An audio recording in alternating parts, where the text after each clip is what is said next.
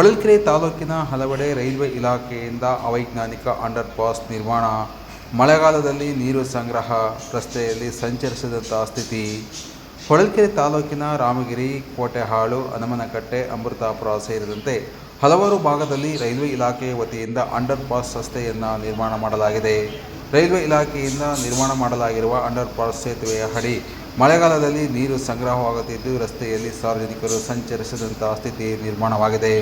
ಇಂಥ ಅವೈಜ್ಞಾನಿಕ ನೀತಿಯಿಂದಾಗಿ ನಾಗರಿಕರು ಪರಿತಪಿಸುವಂತಹ ಸ್ಥಿತಿ ನಿರ್ಮಾಣವಾಗಿದ್ದು, ಕೂಡಲೇ ಮಳೆಗಾಲದಲ್ಲಿ ಅಂಡರ್ ಪಾಸ್ನಲ್ಲಿ ಶೇಖರಣೆಯಾಗುವಂಥ ನೀರನ್ನು ತೆರವುಗೊಳಿಸುವ ನಿಟ್ಟಿನಲ್ಲಿ ರೈಲ್ವೆ ಇಲಾಖೆ ಕ್ರಮ ಕೈಗೊಳ್ಳಬೇಕಾಗಿದೆ ಎಂದು ಹೊಳಲ್ಕೆರೆ ತಾಲೂಕಿನ ನಾಗರಿಕರು ರೈಲ್ವೆ ಇಲಾಖೆಗೆ ಆಗ್ರಹಿಸಿದ್ದಾರೆ. ಅದೇ ರೀತಿಯಾಗಿ ಜಿಲ್ಲಾಧಿಕಾರಿಗಳು ಈ ವಿಚಾರಕ್ಕೆ ಹೆಚ್ಚಿನ ಒತ್ತು ನೀಡಬೇಕು ಎಂದು ಮನವಿ ಮಾಡಿದ್ದಾರೆ.